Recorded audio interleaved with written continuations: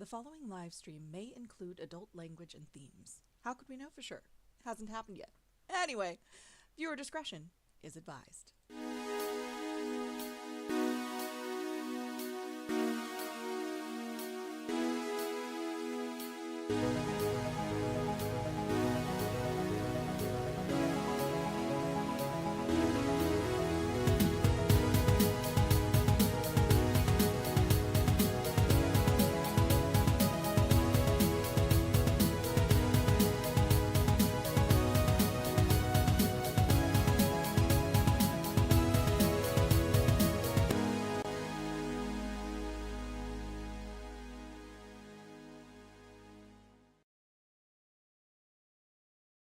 Okay, what's up, people?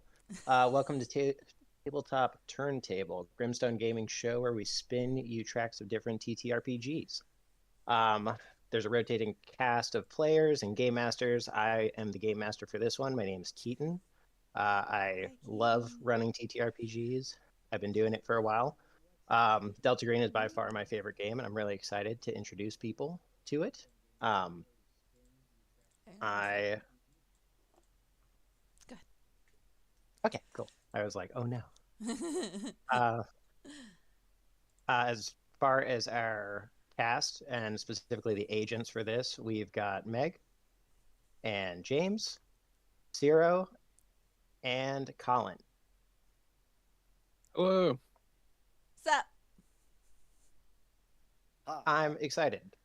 Me too. You got, What are we doing? you guys want to so we're playing Delta Green. Delta Green Woo! is a lot of fun. It's based on Call of Cthulhu. It's government agencies dealing with non-Euclidean nonsense. The object of everything is always contain and stop any potential outbreaks of this kind of stuff. Think X-Files meets body horror meets a lot of bureaucracy and going through paperwork, which sounds really boring, but it's actually kind of fun. You'll see when we get there. It's fun in the game. In real life, it sucks. But yeah, I mean, it's by far one of my favorite games. I think Art Dream Publishing's done a lot of really cool stuff with it. They have a lot of fun material that's out for free, which if you want to get into it and try it out, I highly suggest it. Last Things Last is one of the best starter scenarios that never goes the same way, no matter how many times you run it. Um, and I'm excited to get into it. Are we feeling ready? Do we want to kind of pop in? Let's do it. Do it. Let's do it. Sweet. So we're going into the long, long ago of 2022. And I guess so what I'd like to do first is kind of go around and let's talk a little bit. I'm going to go one by one and talk to each of you about your guys' agents. So let's start with you, Meg. Tell us about who you're playing tonight. I am playing Safi Conroy, who is a British scholar, and she's very, very intelligent, and she has no problem telling you exactly how intelligent she is and how much more qualified at almost everything she most likely is. But she's not particularly like super spy agent material. She's not very much into the physical side of things. She uses her brain more than her muscles. Love that. Is that good? So when it comes to what do you imagine her day to day kind of looks like? Obviously, there's a certain amount of when you're doing super cool, scary stuff, that's more out of the normal. But what's like a normal, let's True. say, normal like Tuesday probably look like? I would imagine that she is guest lecturing at some university or other. She travels quite a bit to do that. Luckily, her wife is a museum curator, so that's quite a bit of traveling as well. So they tend to coordinate.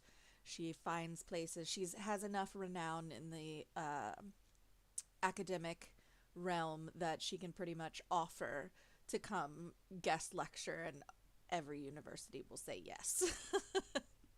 Perfect. I love that. Sweet. So let's cut away real quick. James, tell me about your character. I am playing Lucas Brandt, a career Foreign Service officer and State Department employee who can talk his way out of any situation and cut through any amount of bureaucratic red tape. Perfect. I love it. What do you think when he's not dealing with the horrors that can't be understood? What do you think he does during his Um, normal weekday? sure, I think he's constantly putting out little fires here and there, whatever diplomatic crises may arise that he can solve with either a phone call or an email, never a meeting. Uh, Yep. but he's just constantly putting out little problems that everybody's having around the world. Love that. Sweet. All right, Colin, tell me about who you're playing tonight. I am Michael R. Mitterwald. The R stands for Royschel. He is a military surgeon from Memphis, Tennessee. Um, it's 2022. You said he's 37. Uh, and yeah, went to school at the Uniformed Services University of the Health Sciences. And is a pretty accomplished, knowledgeable military surgeon. His rank is major. Nice. Um, and his day to day. Okay, so he's going through a divorce. He's going through a pretty difficult divorce, Okay. and since the divorce has the procedures have started, he's reconnected with his high school sweetheart. And they're taking it slow. They're just talking a little bit. He's not officially divorced yet, but he spends a lot of time on Facebook, um, and trying to be as comfortable in real world as he is in a military medical tent, which he is not. He does not know how to exist in the regular world. Nice. What do you imagine a like, I don't know, like kind of slow day in his life looks like? If he's not working, he runs a lot. He does like a lot of long distance runs, um, and listens to Chicago. He's a big Chicago fan. So I'll put on 25 or 6 to 4 and take off for a couple hours. Nice. Um, he lives alone now, and he's getting used to that. Microwave meals, that kind of thing. Nice. Sero, what's going on? Who are you playing today? I am playing Marshal Marco Cohen. Everyone calls me Marco. I am a first lieutenant in the Green Berets. Of course, I don't talk about that, but you definitely would know that I'm Army. 46 years old, established in his career.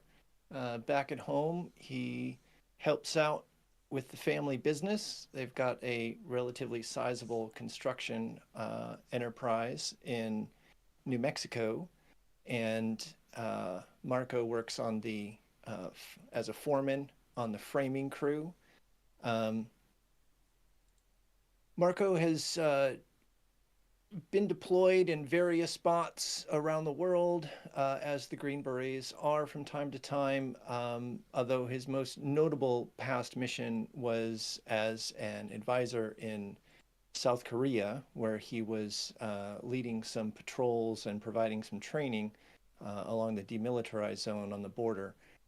May or may not have seen some things that he doesn't understand and knows that he's not supposed to talk about. But he brings a particular type of door kicking, munitions exploding kind of expertise to solving problems that apparently Delta Green finds useful in some cases. He was homeschooled and then self educated as far as the rest of his knowledge base is concerned. Quite proud about what he's discovered thus far, but he's quite sure there is more to be learned about what's happening behind the scenes, as it were, um, around these parts. And that's Marco. Nice. What do you think a typical day in his week looks like at this point in his life? Well, most of his days are going to be spent on deployment at the military base, doing paperwork, drilling new recruits, whatever the service needs of him at that time. Of course, he's always hoping to get deployed. He hasn't really seen a lot of hot zones since that incident in Korea a few years ago. So the other half of his time is spent working when he wants to in the family business on the framing crew. Nice. I love it. Sweet. So it is going to be October 3rd, 2022. October 3rd. I know. So Safi, you're giving your lecture. It's probably about 8 a.m. in the morning. What college do you think you've been brought to? Or do you think you've intruded yourself upon? Does it have to be in the Pacific Northwest? Am I here, like, in this region already, or just anywhere in the world? You can be wherever you want to be. I would like to be in Paris. Sure. So let's say that probably it's maybe the second when you're contacted specifically. That makes sense. Yeah, you notice that your phone is ringing from a restricted number. Anyone else hear my cat be the phone just now? Did not come through. Well, he did. Hello? Hello? Yeah, you just hear tickets have been obtained for you. Go to the nearest airport and we'll be assigning a new case to you. You're on the job. Wonderful. See you soon. Perfect. What do you think you were doing when you took that phone call in Paris? What time of day do we think that they were calling from? So it's probably, let's say midday, maybe around lunch. Where they are or where I am? Where you are. Where I am. So I think that I'm having an outdoor lunch at a cafe with my wife. Okay. So I gotta tell her so I've as you gotta kind of, go. yeah, your wife's like, you have to go. We just got here. I know, darling, but they've called me in. Who? Who's called you? Isn't this the whole idea of being, working for ourselves? We don't have to worry about this kind of thing. Well, yes, but, my expertise is sometimes required, and I have a civic duty, do I not? And you can see like she's like, she wants to say more, but she knows that it's not worth the argument and just kind of is like, I'll look forward to when you get back. I'll see you soon. And I'll hail a taxi, head to the airport. I hear you, buddy.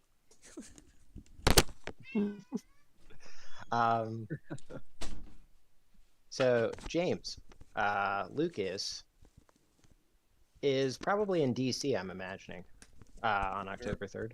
It's a Monday. So your office gets a phone call. Your secretary lets you know that they wouldn't give a name. They just said that it was a Mr. Green wishing to speak to you. Do I recognize that name?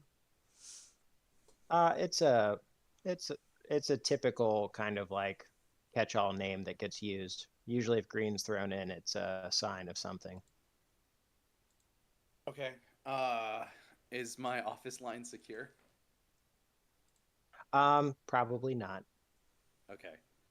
I'll pick up the phone in my office. You know this isn't a secure line, right? We know. You've been assigned to a special FBI task force. You're to report to Seattle right away. Seattle? Tickets in the usual spot?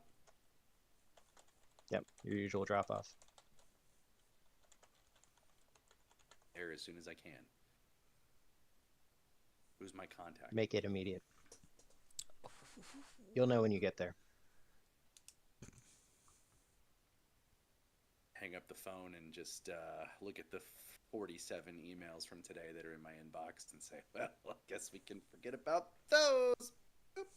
And head out the door. Perfect. All right, Michael. Remind me, what state are you living in right now? Tennessee. Tennessee, love it. It is early Monday morning. Do you think you're working or do you think you're sleeping in? I think he is. He never sleeps in. I think he's not working, but I think he's out running. He's been running since before the sun came up. Kind of just like avoiding contact or avoiding the stuff he's gonna have to do or lack of stuff to do later in the day. But he's out running. Okay. I imagine he's listening to music. Do you think that would listening to Chicago specifically? Yes, he's listening to Chicago's greatest hits. He's got a one of those phone armband things to hold your phone. Yep. So yeah, he's got his phone with him. He's got his earbuds in, and he's listening to, some pretty awesome soft rock. Yeah, he's listening to. Does anybody know what time it is? Wait, very important question. Does Michael prefer pre or post death of Terry Kath Chicago? Oh my gosh. I think he's like I think he's the kind of guy who he gets into a band and then goes, greatest hits, what else do you need? And so he's got the greatest hits record. He does not know any names. Doesn't he's even like, understand that they were originally Chicago Transit Authority. I'm just Oh my god. he might know. He doesn't no, he presses play, and then when it finishes, he presses play again. God, That's it's it. just all Peter Cetera all the time. Oh. Yes, big Peter Cetera guy. And it's also like he's got Beatles 1. That's the only Beatles record he listens to. But yeah, he's running listening to Chicago. Sweet. Your phone starts to ring. He presses the little pause button on his fitness tracker watch, stops, and then takes his phone out or presses the button on his phone to answer. Hello? Michael, you're on the job. Tickets are picked up in the usual drop-off. You're expected in Seattle. Okay, now? Right now, sir. All right. See you there. Then he starts running faster back home. Okay. Perfect. Sero. Let's see. Do you think you're in New Mexico with your family right now? Where do you imagine yourself? Yeah, let's put me off duty at the moment. Works for me. Let's see. Monday morning. What do you think he's getting up to? He's having his third cup of coffee. He's like a little bit more than halfway through the Mr. Coffee Brewer pot that he made for himself, trying to shake off the weekend. And Marco, you're on duty. Over to the nearest airport. Pick up your does a little fist pump. Yes. Goes into his second room. So renting an apartment here. It has a pretty massive safe there. Works the biometric lock, pops the top, grabs his go bag, carries it out to the blacked out PT Cruiser, opens the back, again, biometric lock, opens the hatch in the back, drops the go back in, locks it, slams the door, gets in the cab, turns on Sirius satellite radio, country of course, starts heading out. Perfect. Excellent. So one by one, you guys start to slowly arrive at Seattle Tacoma International Airport. All of you, as your flights get in and you are disembarking, an agent, TSA agent is waiting nearby and comes up individually to each of you to escort you to a holding room. This is pretty standard. So it's not a it's this is exactly what normally happens when they're trying to round you all up. No, you shouldn't. You definitely shouldn't complain to the manager. But yeah, one by one, you guys are moved into a holding room, and eventually all four of you arrive. I would not say any of you recognize each other. You have not worked a case together before.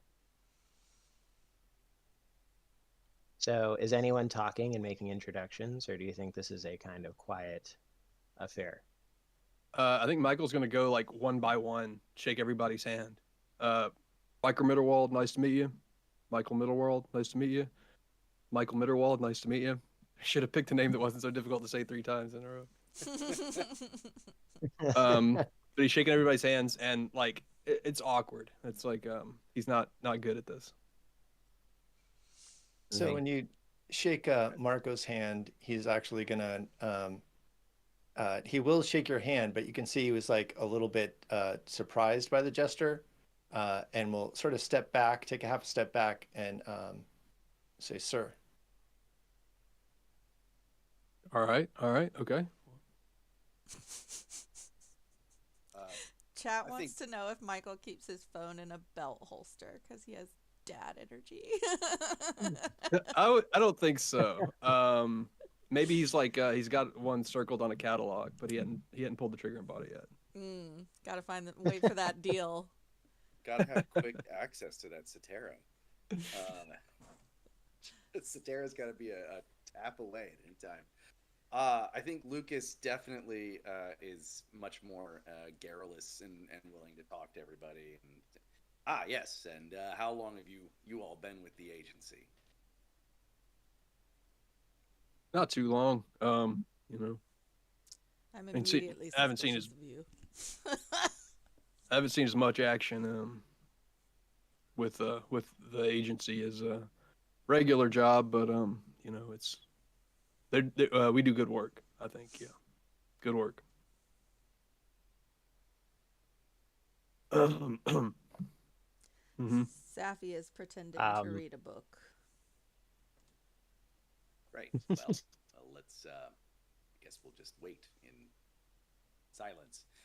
Perfect.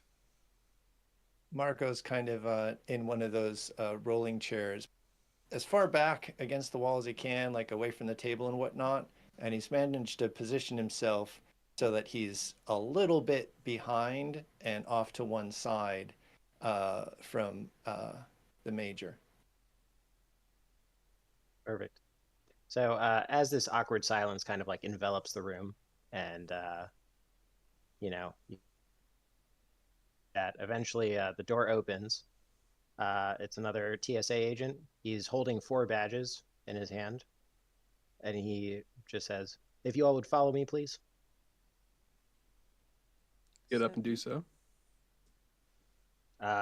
As you come up, he's kind of holding out these badges, and they all say FBI Special Consultant with your guys' names on them. And he walks up to Marco, and he's like, "Michael."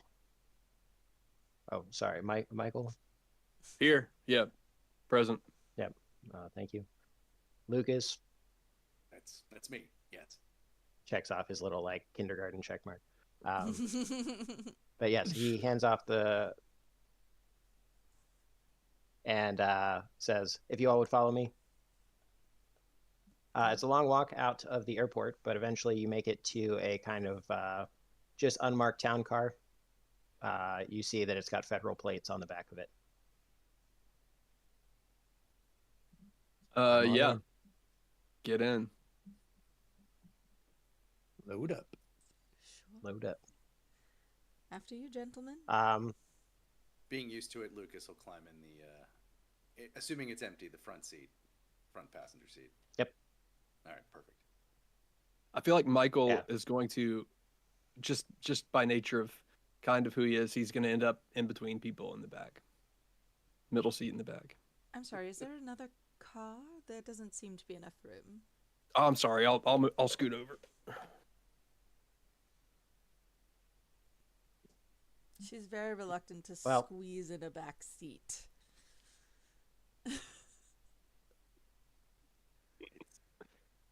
Well, the good news is it's an empty car. Yeah. But I assume there's a driver. Nope. No driver. Then I'm driving. Thank you very much. You know which side of the road to drive on, don't you? I don't believe I had given away my nationality. So where on earth did that joke come from? Your accent. Yeah, I haven't spoken until now. Yeah, I heard you say. I'll drive, thank you very much. Sure. Marco's watching this whole thing from the rear quarter panel, just kind of waiting for the team to settle in place, but he'll be the last to get in, back door behind the driver. Perfect. As you get in, so who is driving? I want to resolve this. Perfect. All right. So, Safi, as you get in, you see that on the car GPS is already plugged in the FBI satellite office in Seattle. Perfect. Sweet. She'll take off. It's probably about an hour. Nice. It's probably about an hour drive. Fun. If there's not traffic. But yeah, eventually you arrive at the office. As soon as you get out, you see a woman standing outside. She's kind of like, she keeps like eyeing her watch, like constantly like looking down and like looking up. And as the car pulls up, she walks right up and just opens one of the doors and is like, "We need to get moving right now. I need all of you out of the car."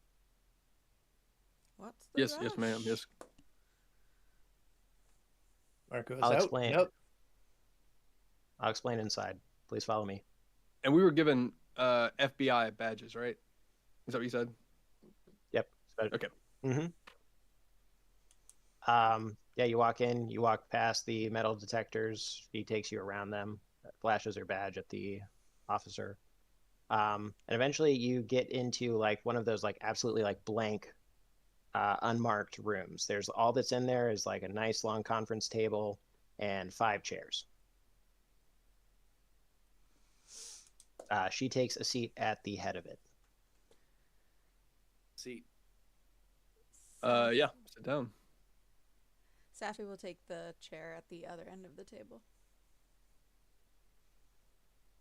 Marco's got whatever Perfect. door is, whatever chair is facing the door. Perfect. So you sit down, and I mean, there's probably like a beat, and then you jump into it because she's like, "All right, welcome to Operation Malta. We need to get moving on this right away, and there's a lot of ground to cover. So I'm going to start with a briefing summary, and then I'm going to tell you the objectives as the program sees fit. I would ask you that you hold any clarifying questions until the end." Okay. Yeah. Can do. Go for it. Shoot. All right. Information.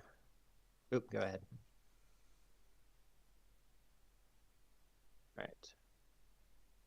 Following information was compiled from reports and photographs by police officers, the medical examiner, FBI agents, and CDC specialists.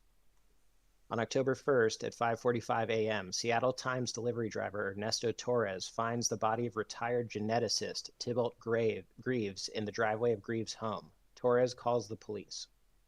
At 6:01 a.m., police officers Michael Grant and Jeffrey Daly arrive. They detain Torres but do not arrest him. Their report says that Greaves had suffered grievous wounds to the mouth, neck, and face, and that crows had gathered to pick at the body. 6:05 a.m. Finding Tybalt's front door open, officers Grant and Daly enter the house.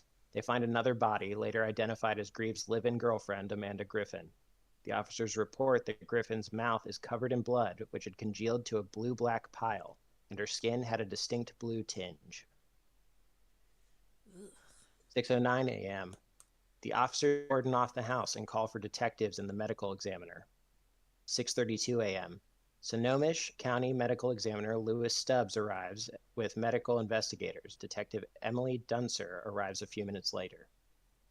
6:45 a.m. An evidence technician takes photos. 7:09 a.m. Sunrise. Officers outside call Stubbs to look at something strange happening to Greaves' body. Over 8 minutes, it collapses into a blue-black goo that solidifies to the consistency of hard candy and smells of chlorine and honey. The process leaves only Greaves' left hand and feet intact. Time-stamped photographs cover most of the disintegration. Stubbs and his assistant bag and seal the remains.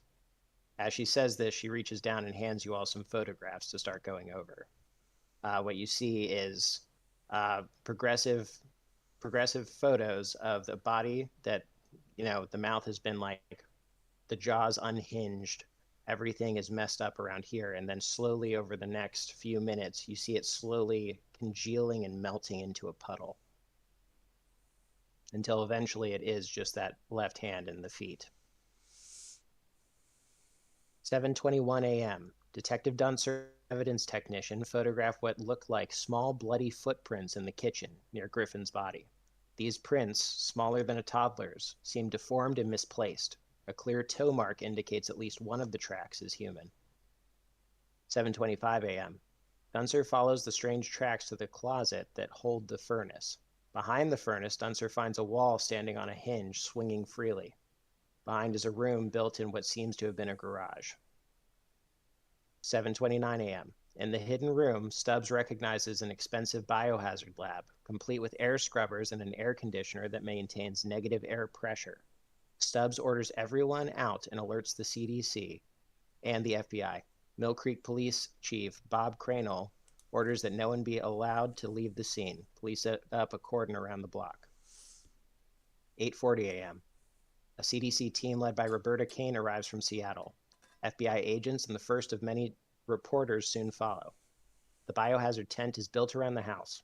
Everyone who has been exposed to the house and to Greaves' body is removed to Providence Regional Medical Center in Everett, Washington. The CDC tests them for infectious diseases. All are cleared. At 9:21 a.m., Elizabeth McReady and Maddie Postwaite, Greaves' next-door neighbors, are evacuated from their homes. They return home in the evening. At 10:21 a.m., Kane examines Greaves' lab. She collects unusual samples from a small silver sample case with a biohazard marking and a stamp which reads Bounce. Inside are 12 vacuum-sealed packages containing a substance that Kane designates Unknown Biological Sample 1. One package is open. Kane describes its contents as undifferentiated cellular material with human characteristics. 11:50 a.m. Kane, a Delta Green contact, alerts a case officer to the strange things found in Greaves' house. Operation Malta is set in motion. 2:40 p.m. The CDC orders the samples collected from the Greaves lab flown to Atlanta for study. October 2nd, 8:01 a.m. The CDC loads Unknown Biological Sample 1 onto CDC Flight 191 Secure, a small plane with a crew of 2. It departs for Atlanta. 9:46 a.m. Butte, Montana Air Control loses contact with Flight 191 after a moment of garbled radio. There was no report of malfunction. The transponder places Flight 191 in Clearwater National Forest, Idaho. 11:22 a.m. Search and rescue flights spot smoke and locate the wreckage of Flight 191. CDC instructs rescuers to stay away from the wreckage. October 3rd, 8 a.m. Operation Malta begins. She puts the file down. Now, I just read a lot of stuff to you, so I'm going to share this document with you so that you can review it.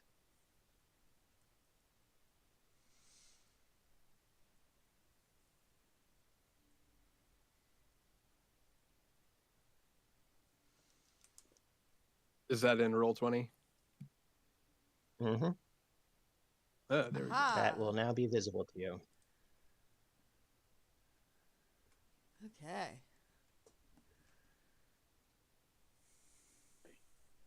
All right. Yeah. So as she reads this off, she puts the papers to the side for a moment. We don't know exactly what we're dealing with, but we know whatever it is needs to be contained. We're not dealing with something strictly to our understanding as of this moment. Your jobs on this case are to find and contain whatever this thing or things might be. Find the sample and bring it back. You also need to cover up whatever is happening. Now, the murders that happened at that house, we need someone to pin it on, and we need you to identify who we're doing that for. On top of all of this, right now, there is a issue over who has jurisdiction over this. So you're going to have a few days to be able to actually act on this without too much oversight. You need to capitalize on the next few days. Understood. So I'm here with you. I'm going to be doing as much as I can to manage in the middle and keep things chaotic so you can operate with as little oversight as possible. Where should we start? That's up to you. What did you say the objectives were? Get a sample, bring it back, find somebody to pin it on, Find and it, what was the other thing? contain it, cover it up, and identify a patsy. That's what I got. Yep. So Marco's gonna hold up his finger as if he's raising his hand until he catches the attention of the case manager, and he's gonna say, and then he's gonna hold up the badge, the FBI Special Consultant badge, and he's gonna say, looking at her, he's gonna say, "Sir, you just iterated at least 4 different federal, state, and local agencies. How far are these badges going to get us in terms of investigating and finding the answers that we need from the personnel who are engaged on the scene?" Well, to be honest, it's going to go as far as you can convince them it can go. You might be able to push around some of the local cops, but you're going to have to be careful when you're dealing with the CDC outside of our friendly. And he's going to, Marco's going to look around at the other 3 on the team and say, "That's all my questions." Did I miss where there was some sort of international component to this? Because I'm a diplomat. I'm not. What am I here for? You've got connections. You can work the system. This is a interdepartmental mess. That's why we brought you into it. I see. Okay. What do we know about Greaves and Griffin? Do we have a file on them? Yeah, we've done a basic background check on both of them. I would suggest obviously looking a little further into all of this. However, Greaves was born in Ithaca, New York, and was 60 years old at the time of death. He had doctorates in molecular biology, genetics, and biochemistry at Northwestern University. He was recruited out of teaching and worked in the genetics program in 1985 for the Defense Advanced Research Projects Agency. Since then, he patented a few unique medical equipment things and has been coasting off of that ever since. Can we take a look at his lab? Yeah, I can get you into that scene. Might be a good Anyone place to that start. anyone that didn't like him? As far as we can tell, he was a recluse. You could ask around with the neighbors, see if you can get any more information, but he didn't seem to have much contact with anyone. When's the last currently time in- you saw him murder because someone didn't like someone who turned into goo? Well, I'm not necessarily chalking it up as a motive for his death as so much as I'm trying to find somebody to pin it on. Sure. Was he currently employed by anybody? Anybody he's currently Nope. working for, as far as you know? As far as we can tell, he's been working off of his earnings after he cashed out his patents. So any research he was doing was private. As far as we can tell. Okay.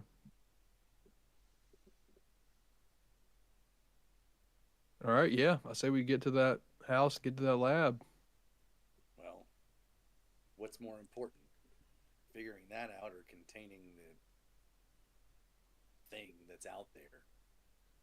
Well, how do you plan to contain it unless you know what it is? Great question. But the longer it's out there out in the wild, the farther the search radius is going to be for allowing it to spread. Well, feel free to start searching, and I will let you know when I've figured out how to contain it. Very helpful. Marco says, "There's smoke and fire in that forest. That's the hot spot." You want to start at the sorry. crash site then? It's the unsecured random variable in here. And it's going to draw attention, which we don't want knowledge to get any further. So We got to get there first. It's the only opportunity we can have to get ahead of what everyone else has already covered. Oh, I didn't realize no one had been to the crash site yet. To be clear, we've had some people reach the crash site, but they're just now starting to actually do once over of it. All right.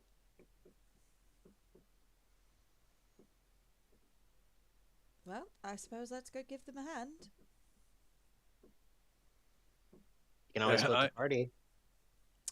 That's what I said. is that a good idea in this game? Is it a good idea in any game? I think it's a great idea personally, but far be it from me to tell you what to do. So Michael, this is what going. do you think about this whole situation? What's your take? So everyone, I'm looking at that file again. Went down yesterday morning in Butte, Montana. Yeah, I think he is going to. I mean, I don't think he wants to split up. I think he wants everybody to stick together, but not necessarily for the better of the mission. But I think he's afraid of the intimacy of being alone with just one other agent. He's too awkward and uncomfortable in real life situations for that. So I think we should all have one solid plan, and then just go with that, and all stick together, watch each other's backs, and make sure nobody gets gooed. So you've got platitudes, is what you're telling me. You don't have anything insightful other than we should stick together. You got something better?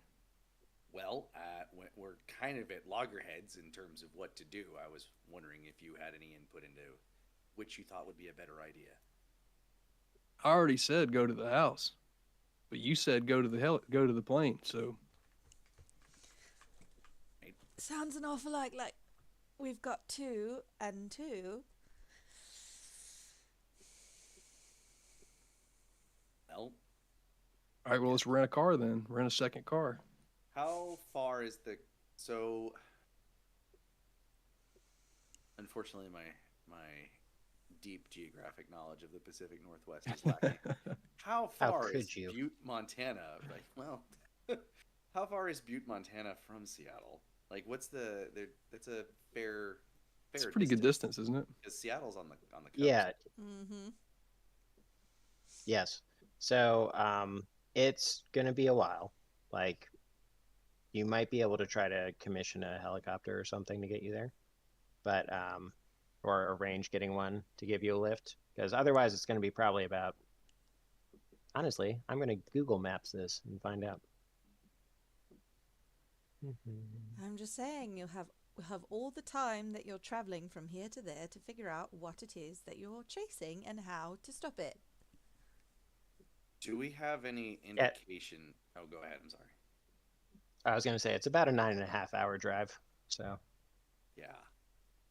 Do we have any indication? What kind of agents are out at the crash site, and are they going to be able to keep anything like the general public from getting access to it? there's probably some FBI. It's mostly probably park rangers who are dealing with it. Oh God. Okay. So do we have any insight into how contained or controlled the crash site is? I mean, probably not well contained, and it crashed a good amount before it was actually found. I was gonna So say, and it was. you have to imagine that there's been enough time for things to go pretty wrong before anyone even got there. It's also almost, if not a full 24 hours since it was found. So, We're already behind. Marco's going to say, clock is ticking. Let's see if we can get air transport. Go for it. I still think that my time would be better spent trying to figure out what it is that you're after while you travel. Works for me, Doc. All right, let's do it. You know, The local field office, do they have access to helicopters? your handler says, I'm going to make a few calls. I think for right now, head over to the Greaves house. I'll contact you as soon as the chopper's ready. There we go. Perfect. As we're starting to leave, I need to ask our handler kind of a background question here. Yes. I'm guessing our flight to Seattle was commercial, Mhm. which means that I likely didn't check my firearm. Probably. So in that case, as we're getting ready to leave the office, Marco again would sort of square up with the case manager and sort of hold his arms open to his side, palms open, and says, I'm feeling kind of underdressed here. I gotcha. Check the trunk when you head back to the car. Yes, ma'am. Do we have any sort of background check information on Griffin as well? Yeah. Let me pull that up for you. All right. So Amanda Griffin, an African-American woman born in Olympia, Washington, 1990. Essentially, So young. all that you can find is that she had a brief time.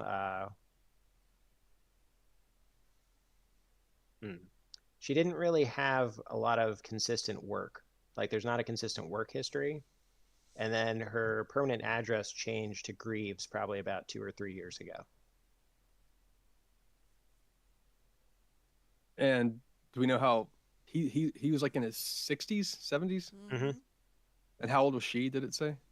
It's 2022, so she's only, or yeah, right, 2022, and she was born in 1990. Oh, 1990. Okay. So Yep. 30, 32. That's And math, baby. how long had Greaves been in I guess in Seattle? How long had he been there? Yes. Yeah. 1 second.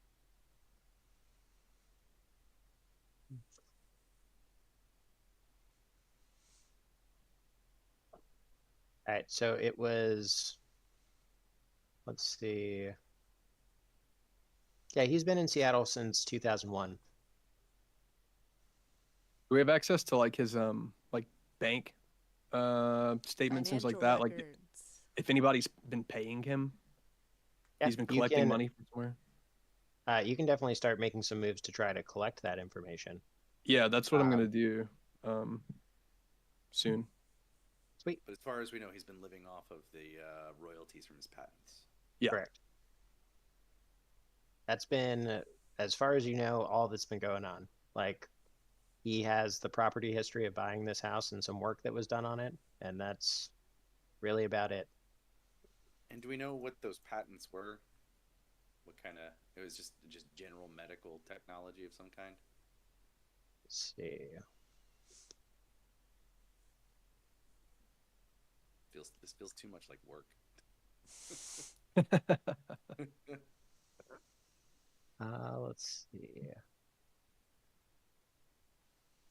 Yeah, so he patented a fast, cheap blood typing enzyme, which he made a lot of money off of.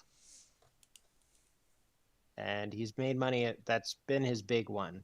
He patented a few smaller things that didn't really go as far, but that's been the big one that he's been licensing out to several large firms.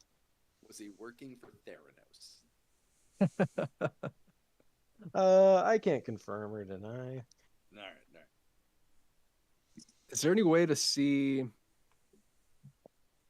Okay, he was a geneticist. Do we know his employer? Like, would he have had any Delta Green, like employment or like contact? Is there a way to like? I guess they would know that. The handler would. Yeah, the handler would know that and hasn't really mentioned it too much. Biggest thing is definitely he worked at DARPA from 1985 to 2001 when he bought the house in Seattle. But there's almost no records for him during that time. Okay. So we said he was in his mid 60s? Yeah, he was 60 when he died. 60. Which was 21 years after. So he was only 39 when he got out of DARPA? Mm-hmm. Okay. Yeah, all those college degrees I listed off, he obtained in his mid-20s. Impressive individual. Seems like a smart guy. Yeah. Can't be too smart. I was going to say, he got gooed. He can't be the smartest. Smart enough to work with something that was gooing. All right. So Sweet. To the car.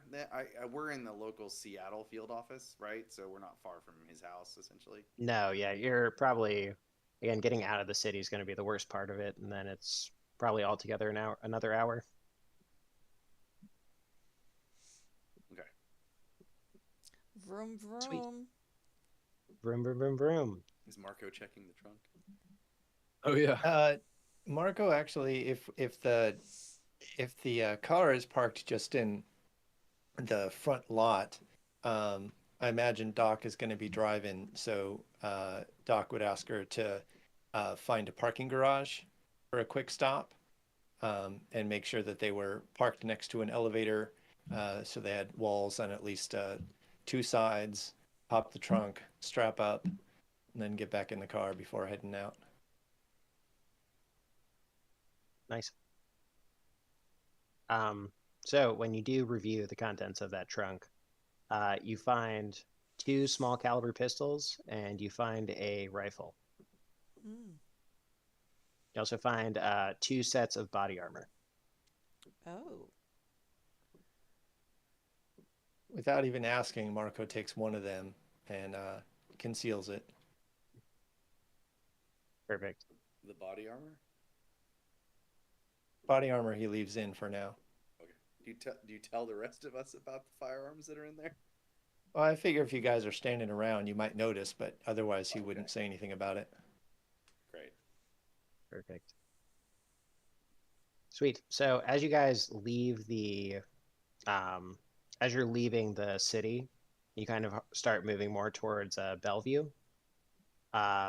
You kind of get up onto a highway and you can see a strip mall slightly off, and you see a ton of billowing smoke like filling the sky above everything. Whoa. There's some people kind of like slowing traffic and directing traffic to essentially keep moving and keep as far away from the strip mall as possible. That seems unusual. I'd say so. And have you been to Seattle before? I don't know. I have been, and I remember every strip mall was on fire the whole time. Just to while we're talking about guns and what we have and stuff, I don't know anything about guns, so tell me if I'm wrong. But I think I would have checked like my pistol, like the service pistol that he would carry. So is that makes sense, right? That's something that because that's your military. pistol. Yeah, military. Okay, it's okay. So he has his little military service pistol, Sig Sauer. And he's got like a knife, like a medical knife on him. Okay. And did we establish that Marco told us about the stuff in the back, or he did not? If we were standing around watching him investigate the trunk, then we know what's in there. But he did not tell us anything about it. Excellent. What a great team we are. You were fighting, keeping guns and protection from each other.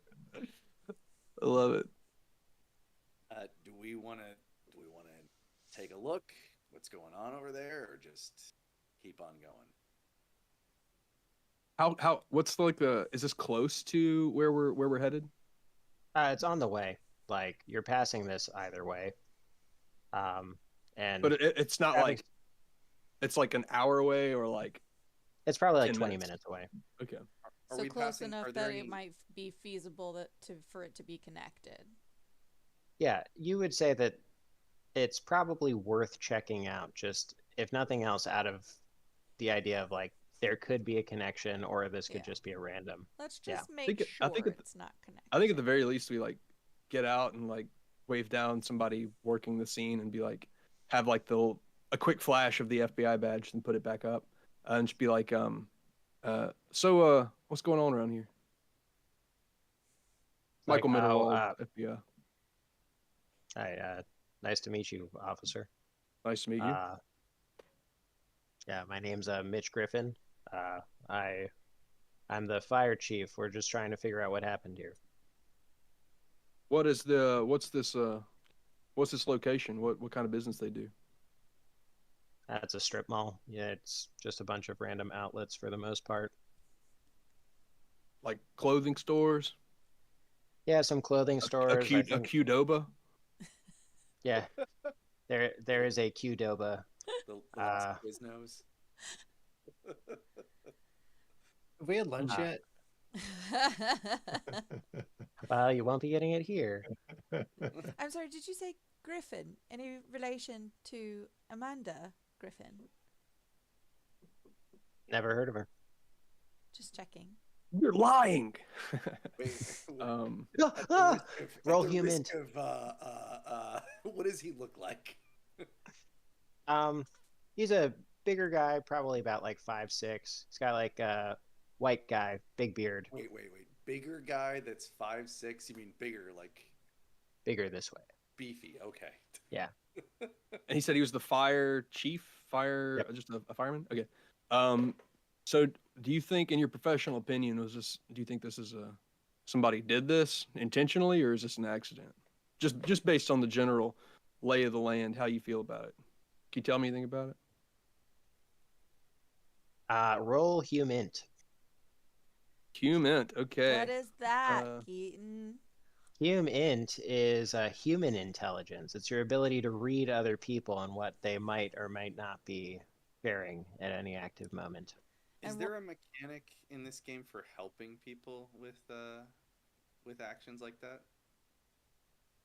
I think if I remember correctly, helping is if you have a better percentage on it, they can use roll under your percentage. I'm not 100%, and I'm not, saying that that's 100 like the truth. I'll look it up by next session. Also, you're the game master, so you can. You get to decide. You know what? That's what I'm saying. That's what the game is. What will Okay. Colin be rolling for this? That is a D100. And the idea is to roll. Is it just under, or if you hit it, is also a success? If you hit it, it's a success as Okay. well. Okay. So my humint is 30. If I We'll help, see. you can roll under 40. I have a human of 60 if you'd like some assistance. Okay. So 30 plus 60 plus 40. No.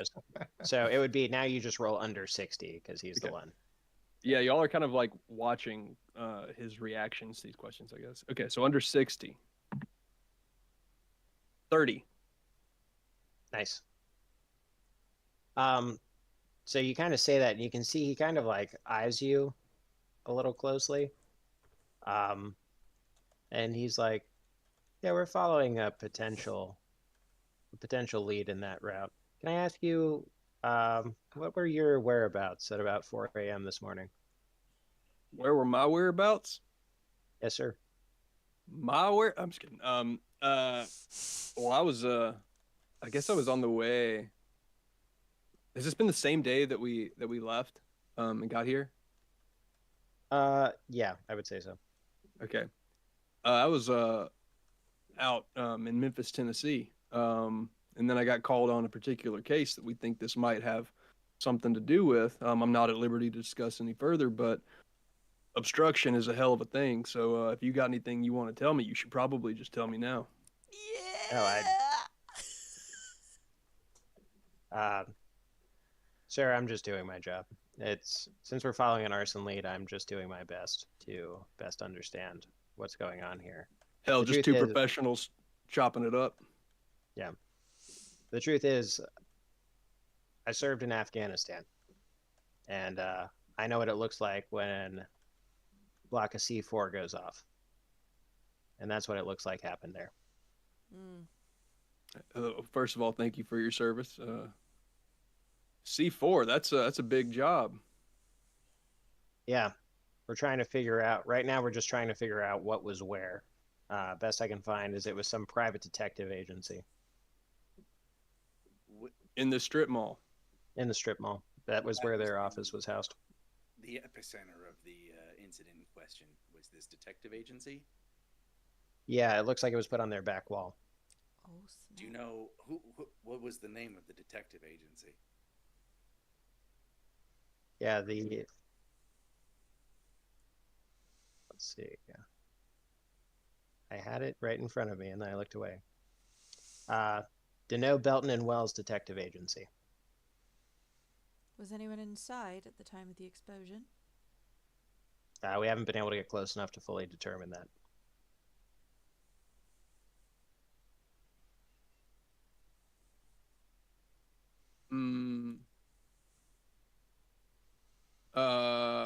So I think one of us should probably look up, like, just Google the place and see owner and what kind of work they do and stuff like that. Yeah. Are you doing that still while you stand here, or while you jump in the car to get out of here? Well, I think I'm still standing there. But y'all are also. And one more thing. That is a dated reference. I'm watching through Columbo right now. I loved it. What time did the explosion go off? Do we know what time this all happened? Best we can figure is first calls came in a little after 4 a.m. What time is it now? Right now, it's probably like 1. In the afternoon? Mhm. They still don't have it under control? No, it's a whole ass mess. It's a whole ass mess. Yeah, no, things are foobar. Has anybody been in contact with the owners? We're trying to handle all that now. We haven't heard back from them as of yet. No reason to believe they were inside, though. Not at this time. Thank you for your help. You've certainly been good. So I think we're going strive to to be good. not good, but good. So I don't think he's going to give me any more information. So I think we just look up and start Googling owners, and I don't know, go meet with, I don't know. I guess we got the house first, but keep this like on the back burner, I guess, for now. So maybe as we're driving to the house, we'll all be on our phones doing a Google research. Wait. Even the driver. And while you guys are Especially the doing, driver. Special. yeah, make sure everyone's on their phone. No eyes on the road, please.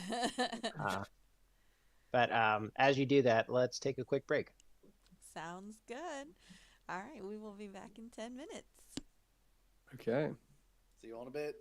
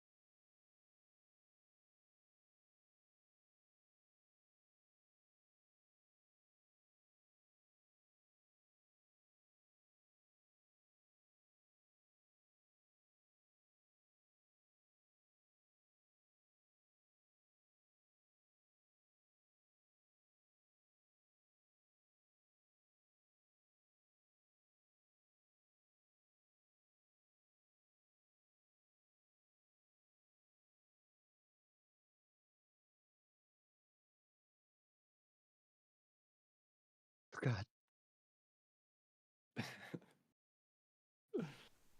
Hey, we're back.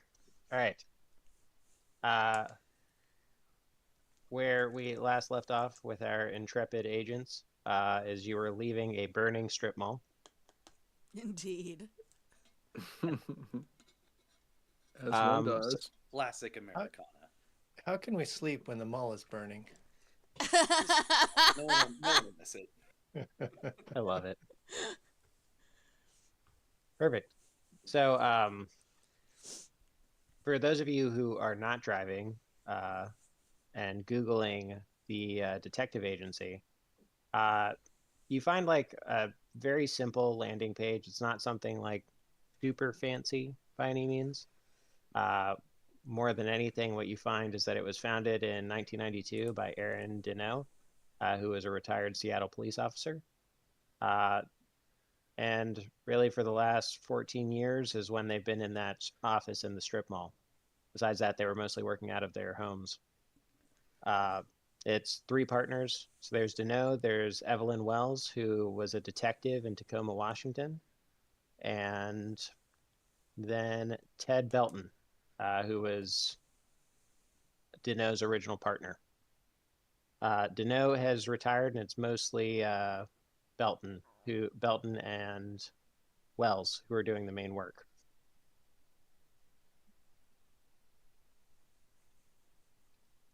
Okay.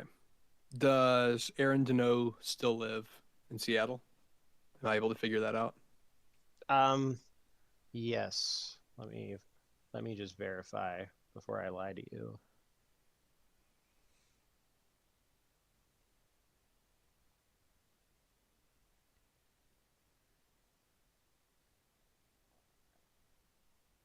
So Michael's gonna like Facebook him. Yeah, he's in Washington State. Okay. Any of you found any news coverage of particularly notable callers or anything like that? Not yet. I think Okay, we got a. Oh no, I Oh, was no. just clarifying the question. Oh, no, I don't think we found too much. I think we got to talk to this Aaron Deneau fella, figure out what kind of work he's been doing lately, who he's been doing private detective work for and on.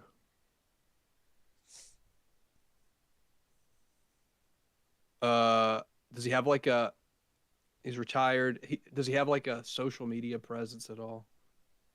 Is he on It's a lot Facebook? of pictures of fishing. Okay. He likes to fish. Okay, good to know. But they haven't been responsible for any bringing any notable criminals in or anything like that. Now, it looks like a lot of their work is more like, Personal. it seems like they cater more towards like cheating spouses, things like that. Anything show up in local news records about them or anything like that?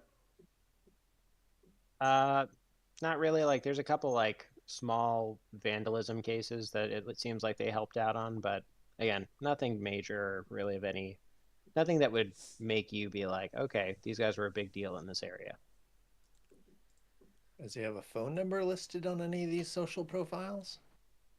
There's an office phone number, but that might not work now.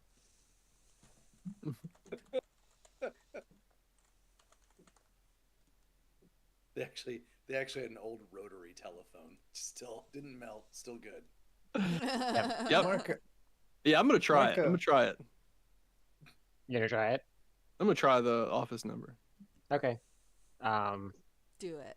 It barely rings for a second, and then it just goes right to a voicemail. Sounds like a cell phone that someone just hit decline on. Nope. Yeah. What I do to every unknown number. It's Nope. 2022. Nobody has a landline. Come on.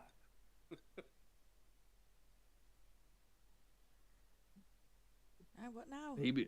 Maybe he's out fishing.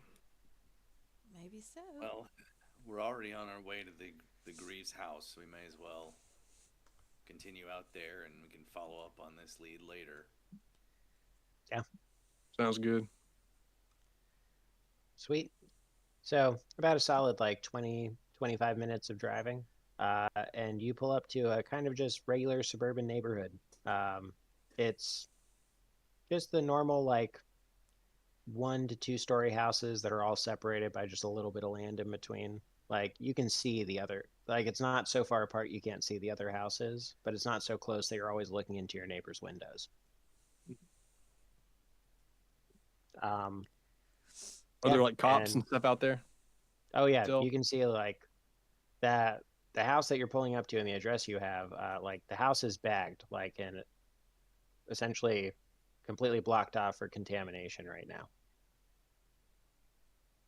Is there anyone Okay. posted outside?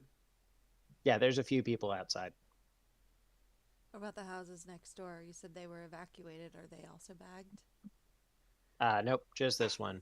And while they were evacuated, the neighbors who were evacuated came back in not too much later.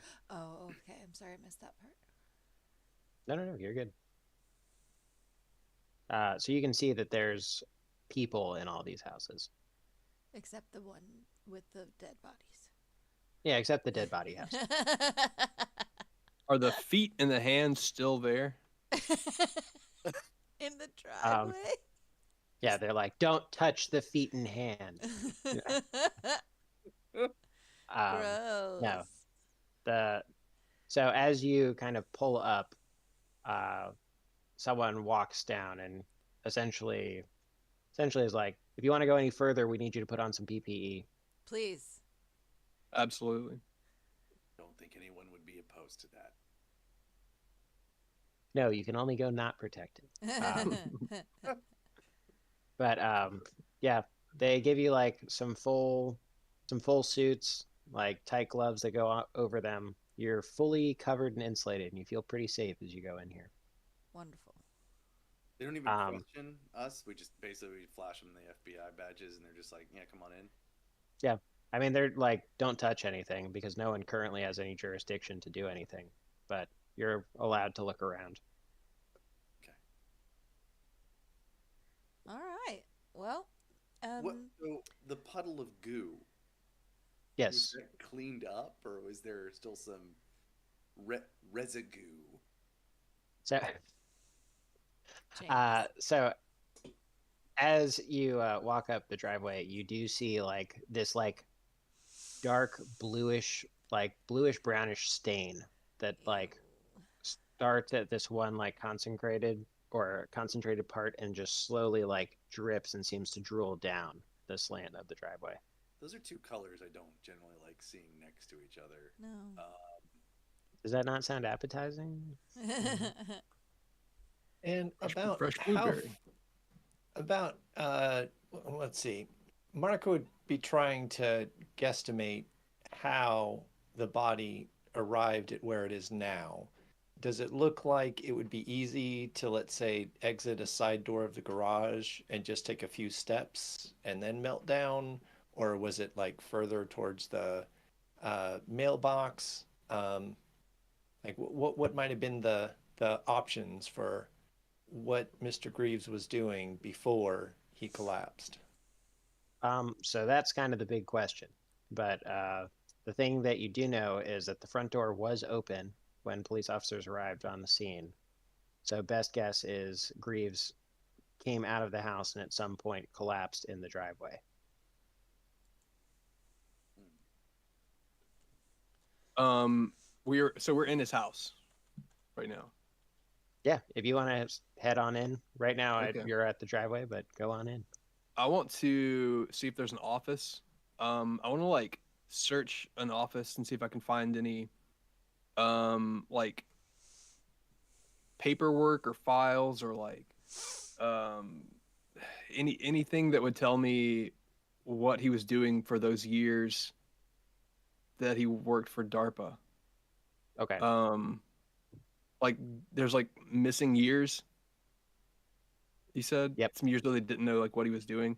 Yep. I just want to like search an office or like, see if there's any place where he might stash something like that. With any like records of where he was or what he was doing. Yeah, for sure. Another good option for our favorite diplomat is maybe pull some bureaucratic strings and see if you can get packet from DARPA. Ooh, yeah. Okay. So I guess assuming I have some sort of contacts within DARPA, I'll reach out to them, and I'll send them an email because never a meeting. Yeah. And see if they've got any info on this guy for me. Yeah, for sure. Roll bureaucracy for me. Okay. Yes, I have a 70 in bureaucracy, and that is a 16. 16. Nice. So, yeah, I mean, you kind of like put out a message and you get a response pretty quickly, which is helpful that this is all during a weekday. But they say that they'll forward essentially the employee information that they had on him to the FBI office in Seattle. Can they CC my email with that file? It's going to arrive as a physical file. Oh. All right. Still working in hard copies. Figures Yeah. DARPA.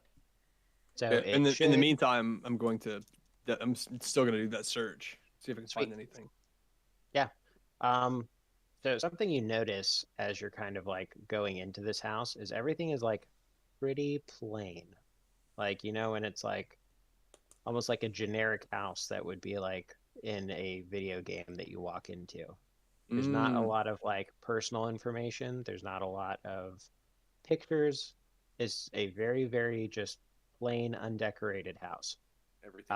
And as you go into his office, that's more or less more of what you find. There's not a lot there for you. And it seems like the stuff that is there is just kind of like a couple like invoices from a construction company. And that's about for it. the work on the house. Mm-hmm. Putting in that secret room. What did you say? Secret room. Putting in that secret lab room. That's where I want to go. But I also want to know about the bathroom, if there are any personal effects there. Are there toothbrushes, towels, that sort of thing? Yeah. This is definitely lived in. Like, there's clothes here. It's not like a dummy house where it's like been set up as a front. Like, as far as you can tell, he definitely lives here, but just minimal personal effects. I of meant every more kind. of from her, perhaps. There, like, Yeah. if there is like makeup, curling iron, evidence of, you know, a woman in a bathroom kind of thing. Yes. Yeah, if you go to the bedroom and kind of check out the bathroom, you do see like plenty of like her stuff. Okay. Kind of like it's a 2-sink setup, and like one sink is like has a lot of different things around it that would indicate to you that she definitely lives here. Okay. Or lived here. On to the secret room. Secret time. Secret time. So as you enter the lab, you see that there is a actual guard in PPE standing in here. Ooh. Let me describe it for you. So it's about 8 meters by 4 meters, and it contains about hundreds of thousands of dollars of the most modern biological equipment.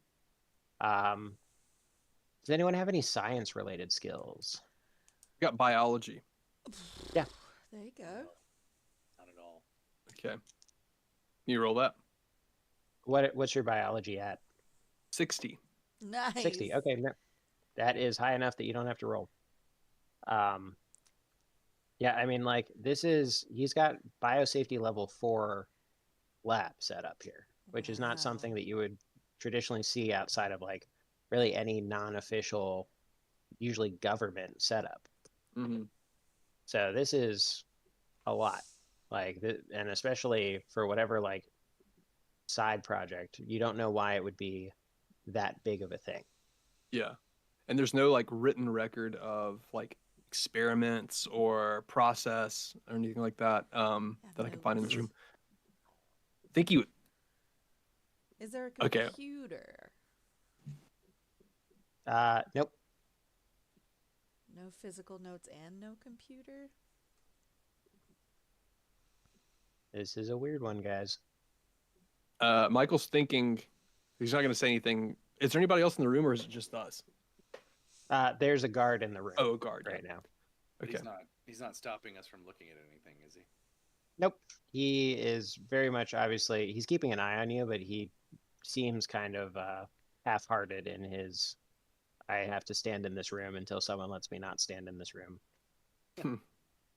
Wonder if he's keeping his results and experiment notes at the PI office.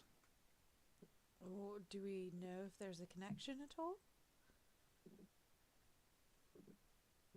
As of now, no. Is somebody working on financial records? Yes, that's something that I definitely wanted to get started. Do we Yeah. have those yet? Yeah. If Is there some sort of reach out to the IRS and pull his taxes? There you go. yeah, you can absolutely do Yeah. that. So, if you don't mind, while the office types are doing paperwork, Uh-huh. Marco, as he's entering the house, is first going to look closely at the frame of the front door to see if there's any signs of forced entry or anything in the entryway indicating that there might have been a struggle on the way out of the room. Okay. Yeah, you definitely see like some things that look like they were knocked over in the process of leaving. And then Marco will then, sort of looking at the floor, mostly, is going to be walking slowly from the front door to the kitchen where Amanda Griffin's body was found. Is there any trace of blood or any trace of the movement that would have happened from Griffin's body to the front door? Yeah, so as you're kind of looking around the kitchen, there's like, as it was described in the report, there's like this remnant of like this blue, like thick ichor was where the body is marked out to have been. You also do see those footprints, like the weird misshapen, oddly small footprints that move kind of across the room, and they don't seem to tread at any like a very normal distance from each other. It like varies as it moves. And the footprints are made out of what? Blue goo, blood, mud? They're left in that kind of like gooish substance. And direction, do they seem to be moving toward the body or away from the body? They seem to go to the body and then to the garage. To the body from where? And the front door? Sorry. So to the body from the lab, From the lab. then to the garage. And how far can Marco follow those tracks to the lab? Like, do they remain? I'm imagining if they're tracks that are produced by something that has been stepped on and then is leaving little prints behind, the print would be more evident, stronger at the source of the goop that it stepped in, and then fade as it got further away from that source. So I'm wondering if where at the beginning of the path from the lab do I lose those tracks? Yeah, so I think the best I can answer that is you see them start in the lab, but you don't see like remnants of anything that you could see it would have stepped in. And then the only remnant of anything that you see currently, as far as that goo goes, is what was on Griffith's body, or like secreted from her body. And is there, and then from where the tracks start in the lab, do we know where the opened container of the biological hazard was? Does it seem like the tracks start close by to where that container was left opened? That is hard to. That's hard to say. I don't know if I can tell you that. Trying to see if there's anything I could have you. Do you have forensics? Let's see.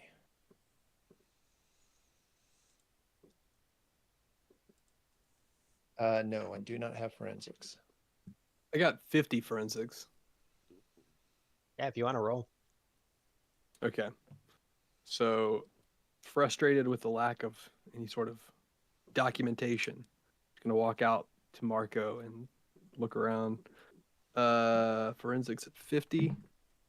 48. Nice. 48. Nice. Yeah, so as you kind of look around, it looks like there's like a slight, it wouldn't be super noticeable if you weren't specifically really combing over the details, but it looks like there was like a slight tussle of like something got kind of like a little knocked out of place, and then the footsteps seem to start from that point. Okay. And what's in the garage if we follow the tracks into the garage? There's like some tools, very like, you see like some yard keeping stuff. Yeah, I think it follows the tracks to the closet that holds the furnace. Mm-hmm.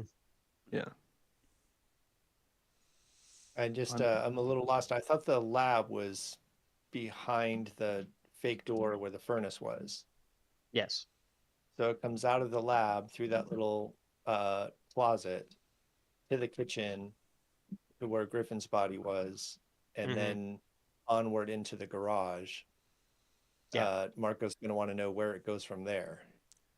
Yeah, so if you follow those footprints, they start to get like more and more faint, and you see it like start to move down the driveway, and that's it.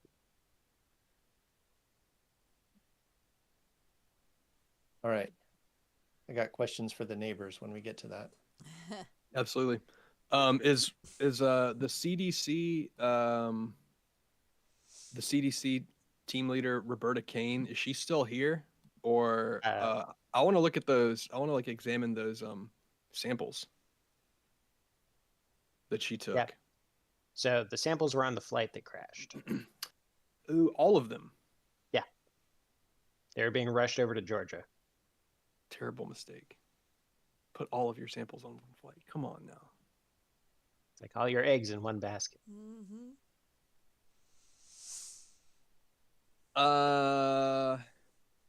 Anything else to find in the house?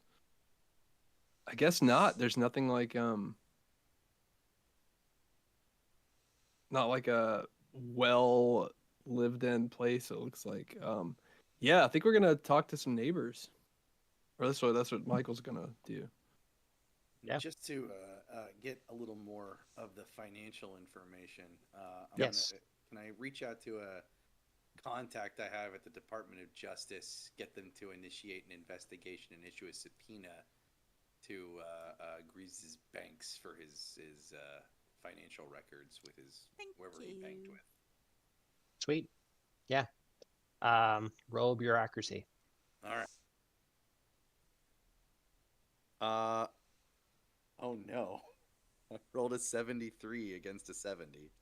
Oh no. Uh-oh. Yeah, so you reach out, but the response you get, which I imagine you reach out to somebody you have some sort of relationship with, Sure. to try to get the ball rolling, and they're just kind of like, we're a little swamped. We're going to get to it as soon as we can. Is there any way I can like push that with a persuasion check? Yeah, go ahead. I'll impress upon them the importance of getting these documents relatively quickly.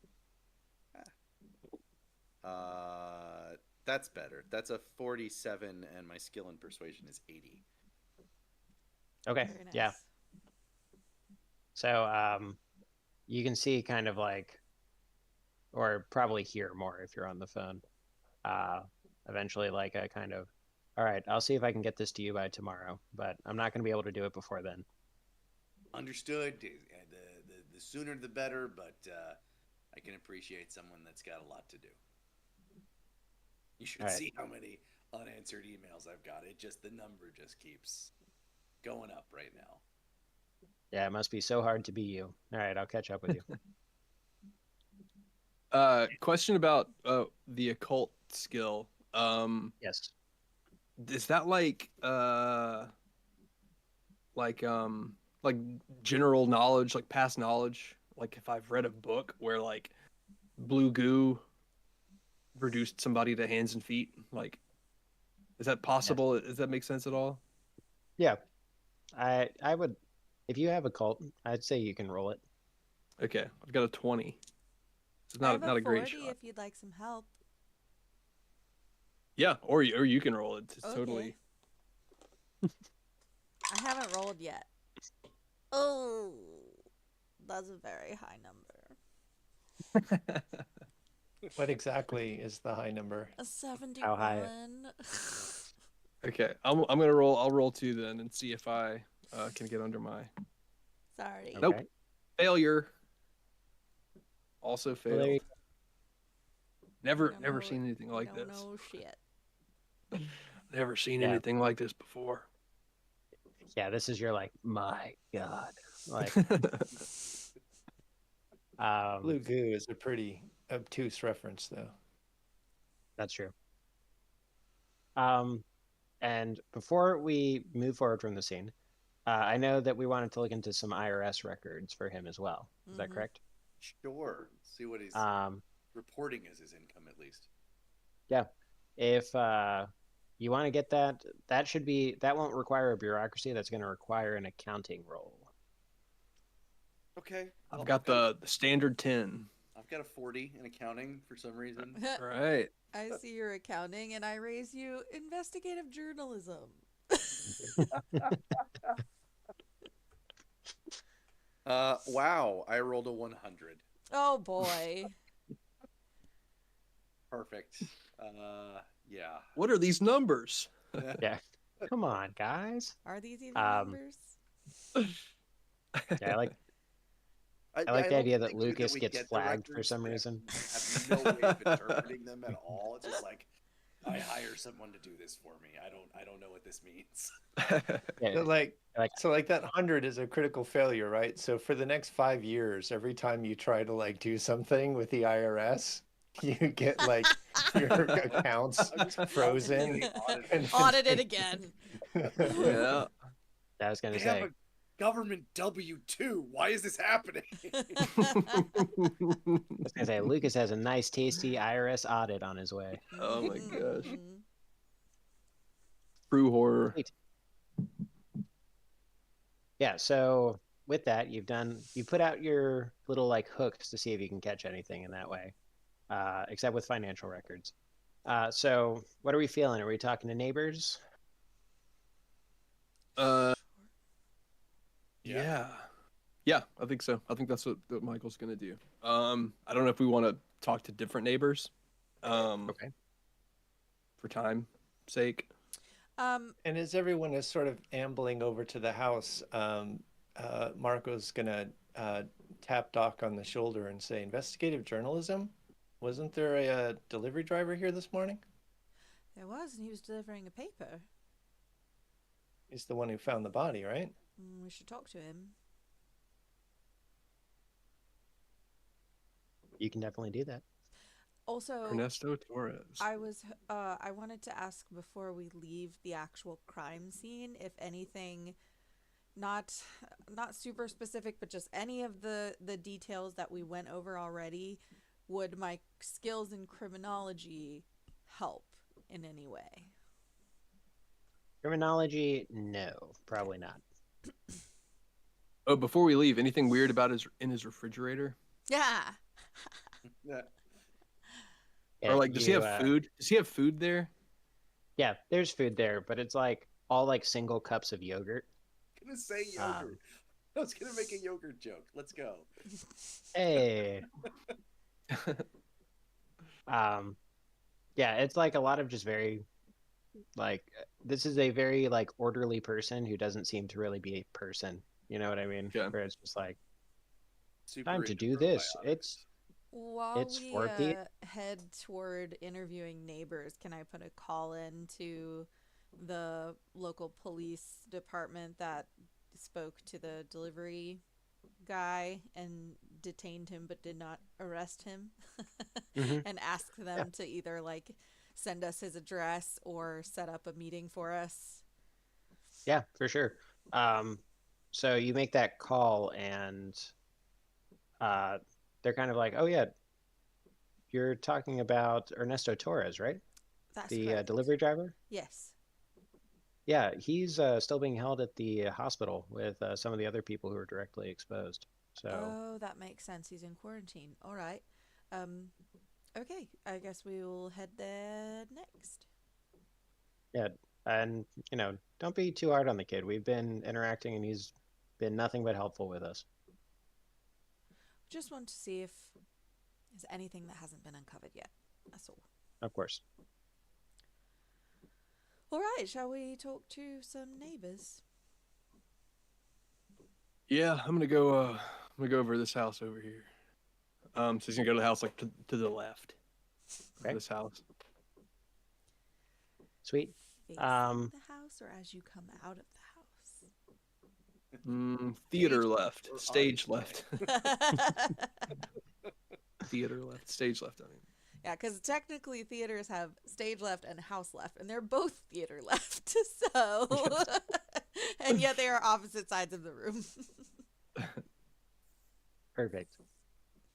Yeah. so yeah, I'm gonna go up and knock on the door. Should we all go with him, or did we? Yes. I was just about to ask, is anybody else joining with him? Yeah, I'll go. Let's do Michael 2 would and go. 2. Sweet. Sure. So who's our duos? Door number 1 to the left.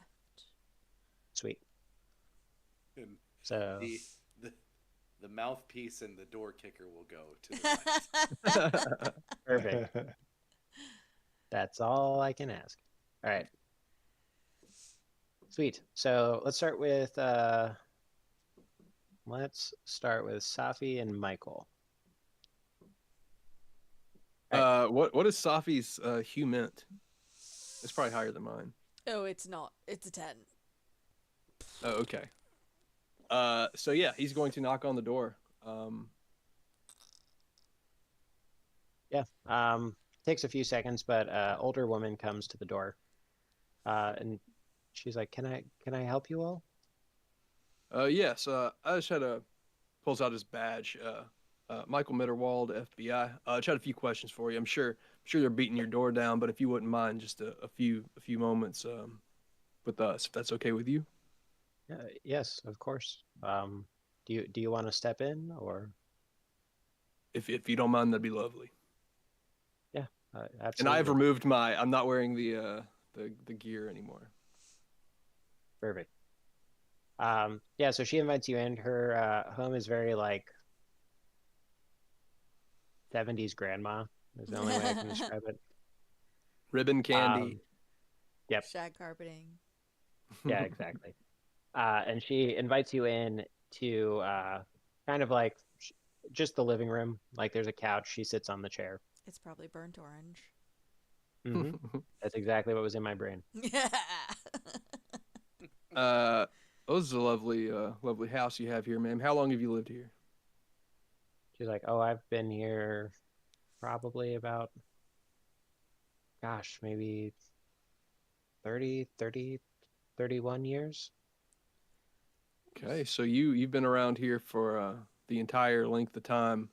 Mr. Greaves has lived next door, correct? Yeah, he bought that. I think it was somewhere in the early 2000s. I remember him moving in. Is he a good neighbor? He was. I just didn't care for him very much, but that doesn't mean he was a bad neighbor. If you don't mind me asking, why is that? There's something about him. He seemed kind of lost, like just a lost soul who just was confused. Do you know what I mean? I think I do. If you don't mind getting into specifics, maybe. It's hard to say. He wasn't like part of any groups or anything. He kept to himself mostly. Especially once his girlfriend had moved in with him, we saw he was even less present in the neighborhood than he had been before. Yeah, it seems like didn't seem like he ingratiated himself too well in the neighborhood. What about his girlfriend? Did that lighten him up a little bit? No, honestly, he'd seemed more that scared and confused self in recent days than he'd seemed even when he moved in, and that's saying quite a bit. Oh, and pardon my manners. This is Agent Conroy over here. Nice to meet you. Nice to meet you. Did you ever invite the two of them over or to any social functions? I've reached out a few times, but I was rebuffed pretty regularly. So after a certain amount of time, you just stop making the effort. Both of you roll an alertness check. Okay. 53 over 40. 82 over 20. Everything's fine. Everything's okay. Great. But she kind of like, as she's talking, she's like, have you both seem a little lost as well. I'm sorry? Can you repeat that? You both seem a little lost. How is your spiritual life? He pulls out from his shirt. It's got a cross on the end of it. He said, we get along pretty well, me and I don't know. Jesus. That And the man Roll a upstairs. persuasion check. Yeah, he definitely like, I don't know. He definitely is like a church goer, like routine, more like for routine than any sort of spiritual gain from it. But so yeah, he has a lacrosse necklace on him. But he says, so you were saying the same thing about Mr. Greaves as you were about me and Agent Conroy. Mhm. Found a lot of people in this neighborhood seem lost to you. No, there's a few neighbors who attend the church with me. They don't seem as lost. Excuse me, what was your name again, ma'am? Professor Conroy. Professor Conroy, do you feel lost? Not usually. That's good. I'm glad to hear it. Do you feel... All right, and we're going to take a... Oh, sorry, go ahead. I was going to say, we'll take a quick break from this lady trying to convert you two. Okay, great. All right. Marco and Lucas. Knock, knock, knock. Well, to be clear, very intentionally removed the PPE, so not still wearing that stuff. But yeah, knock on the door. Yep. Younger man opens the door. He's when I say younger, I mean probably relative to Miss McCready. But he's probably like mid to late 30s. And he's like, "Hey, can I help you guys?" Lucas Brandt, Federal Bureau of Investigation, on special assignment. Would you have a few minutes to answer a few questions for us? Yeah, I answered some of the questions for the last agents, but I'd be happy to offer if there's anything else. Well, different agents coming in at different times, different questions. We just want to talk to you a little bit. Yeah, of course. Do you want to come in, or should we talk out here? Whatever your preference is, whatever makes you most comfortable. Yeah, you can come inside. And he invites you in. It's a nice, kind of comfy house. You see, he like picks up a few like kids' toys from the living room floor. You have children in your home? Yeah, they're out with my partner right now. It's just me here at the moment. Well, the children are so great. Our future, you know how it is. So, how well did you know Mr. Greaves?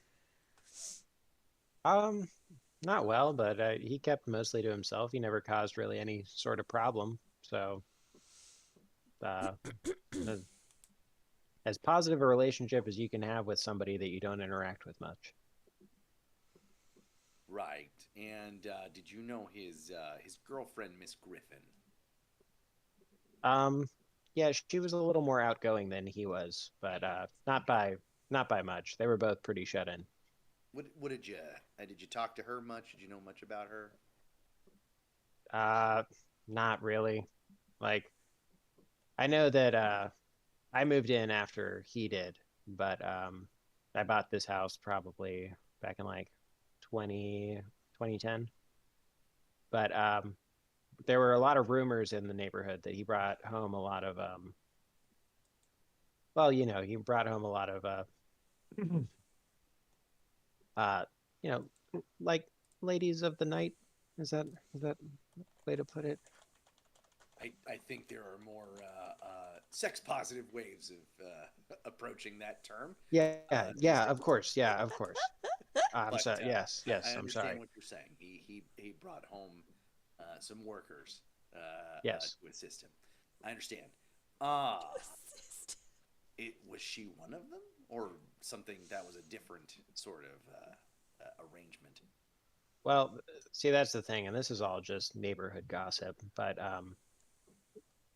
they think that we've heard rumors that she was one, and he, uh, you know, fell in love with her, and she quit the work to be with him, kind of thing. I see. I see.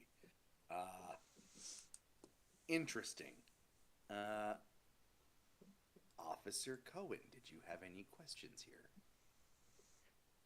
Uh, Marco would have identified himself at the same time as Lucas did with a badge.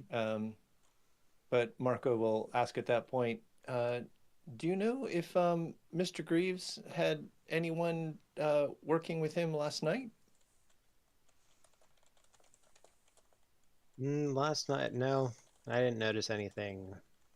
Oh, but you know what? I forgot to tell the agent who came before, but I had noticed this car that's been kind of like parking on the street recently. They weren't here last night, to be clear, but you just reminded me. I noticed this car that had been parking on the street, and some lady who'd just been like eyeing the house. Seemed like she would sit there for a couple hours, watch the house, and then just move on. It seemed kind of weird, and I'm part of the neighborhood watch here, so I took a picture, and he brings out his phone uh, and shows you a picture of a brown Lexus with a woman sitting in the driver's seat. Did you happen to get the license plate number? Yeah, it's right, and he kind of like zooms in a bit. Enhance, And enhance, enhance. Enhance. Just and at at what point did you notice anything amiss next door? I didn't notice any. I honestly, I didn't know that anything happened until some CDC people were at the door telling me that we all had to go. Huh. You got a lot of squirrels around here? Um, yeah, sometimes, I guess, like the normal amount, whatever that would be. You seen any other rodents or small animals? Not recently. If anything, it seems like the last couple of days we've had more pets go missing than show up. Oh, like neighborhood pets? Yeah. Gosh, a couple people were talking about a dog went missing. I know. Let's see. I know a cat went missing as well. It's been weird. We've been kind of talking and trying to figure out what might have happened. Uh-huh. is that Oh, an that's outdoor interesting. cat then, or an indoor cat? Say one more time. Would that have been an outdoor cat or an indoor cat? Outdoor cat.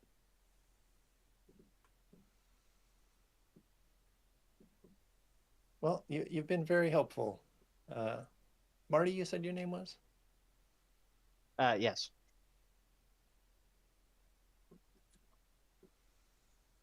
Well, Agent Lucas?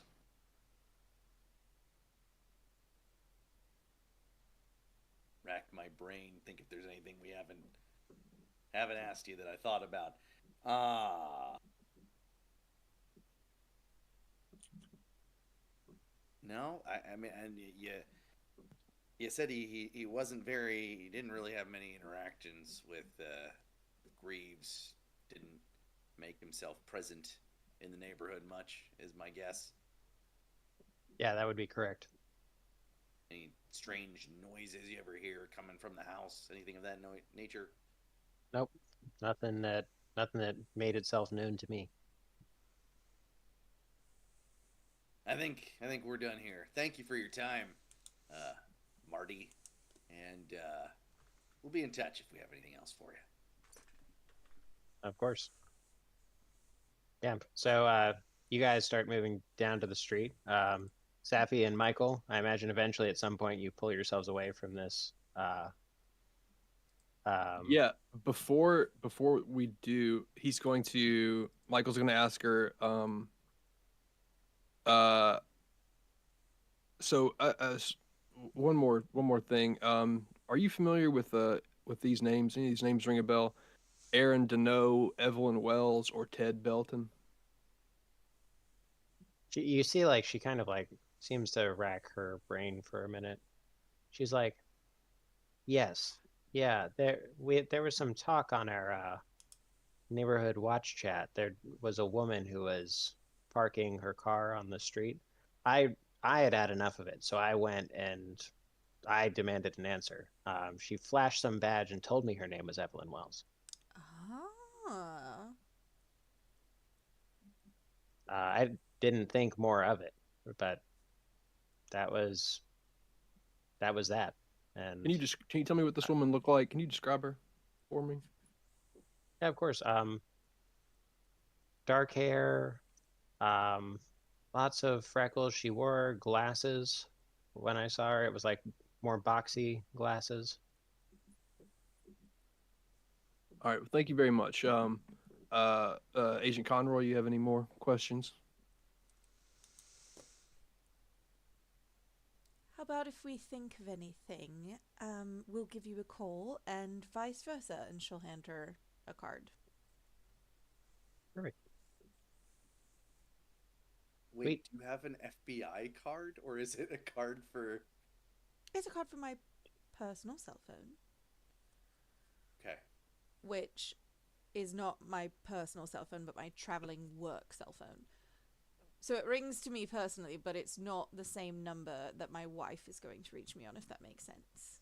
Right. No, that might. So, I'm maybe making this needlessly complicated. But You are. you identified yourself as an FBI agent. Do you have an FBI business card that you're handing over? I'm imagining it's very like Cloak and Dagger. So people's idea of what the FBI is anyway is just blank. It like literally just has the number. It doesn't even have my name on it. It just has a phone number. Oh wow. Yeah. It's like a business card with just a phone number. Okay, Yes. fair enough. Perfect. Sweet. So, as you're all kind of like walking out onto the street, because you've got plenty more neighbors to start talking to, you notice in some of the trees, kind of by the road, you see a bunch of crows sitting in the branches. You just hear that like as they're just kind of staring down at you. And don't care for that. Really hard to make some sort of murder pun, but then decides that it's probably for the best that doesn't happen. He's like, I guess I won't do that. Yeah. It's just, Did he do that, or did James do that? Lucas. Uh-huh. It was James who was gone for it. That's fair. Marco will, well, darn it, no, he won't. Okay, never mind. Instead, he'll look and ask, does anyone have any snacks? Without answering, Safi would like to make her way over to the tree and look and see if there's any fresh bird droppings that she could scoop up a sample of. Okay. Because the report Yeah, said so- that crows were feeding on the body, right? Yep. I'd like to have that So, analyzed if I could. Oh yeah. So as you approach, roll an alertness roll for me. Oh boy, I'm not good at that. Yeah, that's a 78 over over not that much. Over a 20. Yeah. So Sweet. So you kind of like, you don't see any droppings, and you notice that the two most prominent crows, you see one just keeps like with its like wings, just like seems like it's like constantly like stretching them. okay. And then the other one, its like head is just cocked the entire time, just kind of staring down. Weird. Like this. Anyone else want to check out the crows? Yeah. I don't have any veterinary medicine skills, but I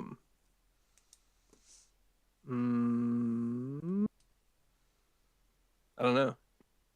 Well, first of all, Michael's going to reach into his pocket and pull out a little runner's gel, like one of those 100-calorie Mhm. gels, and offer it to Marco. Very nice. You sweetheart. If you want it, I mean, it'll get you through the day. And Marco is like, thanks. No thanks. And instead he's gonna reach into his pocket and pull out his keys, and he's gonna like stay maybe 20 or 30 feet away from the trees so that he can like see the entire tree. He's far enough away because the murderer is probably all in the tree, and he's gonna just start kind of jangling his keys to see if he can catch their attention. Yeah, they all start to kind of like, oh, hey, like even the like cocked head like is turned. And those who are not sappy, go ahead and roll an alertness as well. It's a vision Okay. of Tippy Hedron are running through Lucas's brain, and he's backing away slowly. 6. No, that's a 75 on a 20. I got 72 over 70. Oh no. So I got a 6 under 40. Okay. How So, did you roll a while the six? rest of you are kind of like just I see. doing your best, Michael's gotten close enough that he sees that as one of the birds, their kind of head cocks up, you see the feathers separate slightly on their chest. And as it does, you see like what looks like 2 or 3 fingers, like human fingers, growing out, wiggling slightly. Ew. No. And that's where we're going to wrap for tonight. Yes. Excellent. Oh my God. Gross. I don't know if we can swear on here, but I almost tested it out. you very much can. Okay, good to know. That's pretty gross. Well, thank you so much, Keaton, for our first Yeah, session of I agree. Tabletop Turntable Track 2. You got anything to close us out with before we do socials and whatnot? Nope. I'm just looking forward to the next one. All right. Well, this has been Tabletop Turntable. This is Grimstone Gaming. That's Keaton. I'm Meg. That's James, Colin, and Sero. We are playing Delta Green. We will be back in 2 weeks again at 7 p.m. Eastern for our second session. In the meantime, next Wednesday, you should be able to catch Level Up live at the same time, 7 p.m. And this Friday, we have our monthly episode of Once Upon a One Shot, where we are playing Kids on Bikes. And I get to be a CIT who is all about camp. Yay. That's going to be at 7:30 this Friday evening. Catch us on TikTok and Facebook, Grimstone Gaming, on Instagram at grimstone.gaming. Or if you'd like to send us thoughts that are longer than any of those things can handle, send us an email at grimstonegamingroup@gmail.com. That's it for us. Never stop playing, you guys. Wait, What? one must do What? special thanks What? to Sean Lucier for our theme song. Oh, sorry, Sean. Sorry, Lucy. Yeah, I'm not good at this yet. Yes, the Tabletop Turntable theme song was written by our very own Sean Lucier, and thank you so much. And sorry I had to shorten it for this track. Okay, bye. Everybody. Bye.